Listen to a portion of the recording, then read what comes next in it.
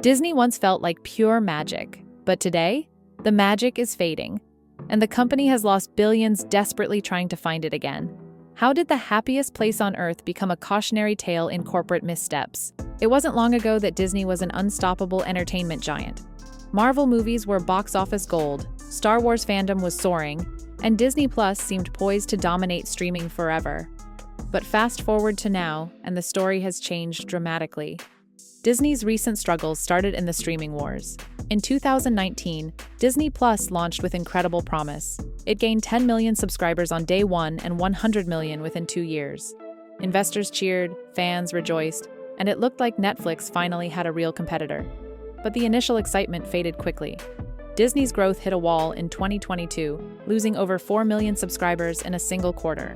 The dream of streaming dominance turned into a nightmare of heavy losses, totaling nearly $1.5 billion per quarter. But why did Disney Plus, with its unbeatable library of Marvel, Star Wars, Pixar, and classic Disney films, stall so badly?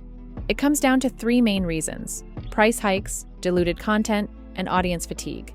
Initially, Disney Plus was affordable, just $6.99 per month, attracting millions. But repeated price hikes quickly turned subscribers away. Today, with prices approaching $15.99 per month for ad-free viewing, families facing inflation and tighter budgets questioned its value. Then there's content dilution.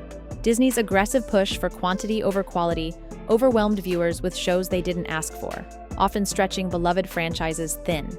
Marvel's Secret Invasion series disappointed fans deeply, receiving poor ratings despite massive budgets. Star Wars fatigue set in as Disney flooded audiences with spin-offs and sequels, diluting the franchise's appeal. Audiences felt overloaded and underwhelmed, exactly the opposite of Disney's brand promise. Another critical factor was the global economy. Inflation forced millions to cut unnecessary expenses.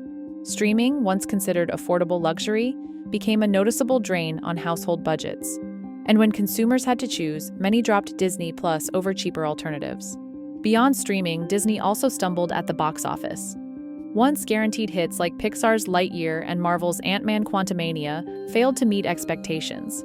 Pixar, traditionally Disney's reliable cash cow, suffered unprecedented flops, signaling deeper creative problems. Even Indiana Jones and the Dial of Destiny, backed by nostalgic marketing and a massive $300 million budget, barely broke even. Disney's parks, their most reliable profit makers, also faced unexpected headwinds. After pandemic reopenings, Disney parks raised prices significantly, turning away families who once visited annually. Complaints of overcrowding, complicated reservation systems, and high costs damaged Disney's reputation. Attendance stalled as once loyal visitors looked elsewhere. Adding to these struggles, Disney's public battles became PR nightmares. The company's highly publicized feud with Florida Governor Ron DeSantis created divisive headlines and political backlash, alienating part of its traditional audience. Disney, historically apolitical and universally loved, suddenly found itself at the center of polarizing controversies. To stem losses, Disney made desperate cuts, eliminating thousands of jobs, slashing budgets, and reducing original programming. But rather than solving problems, these measures further damaged employee morale and creative output. Staff shortages impacted customer experience at parks, while cost-cutting led to poorer quality content. To right the ship, Disney brought back legendary CEO Bob Iger, hoping his leadership could restore confidence and revive profitability. But even Iger admitted the challenges were greater than anticipated. His initial plans, cutting $5.5 billion in costs, revamping streaming strategies, and refocusing on core brands, show how dire things have become. Iger also announced plans to slow Marvel and Star Wars releases, focusing again on quality storytelling. At the parks, he hinted at reducing prices and simplifying visitor experiences. Yet, these measures take time, and Disney continues bleeding billions in the meantime. Disney's missteps highlight critical lessons for every company.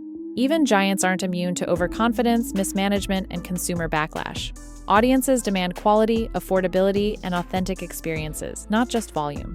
Disney can still recapture its magic, but it faces an uphill battle.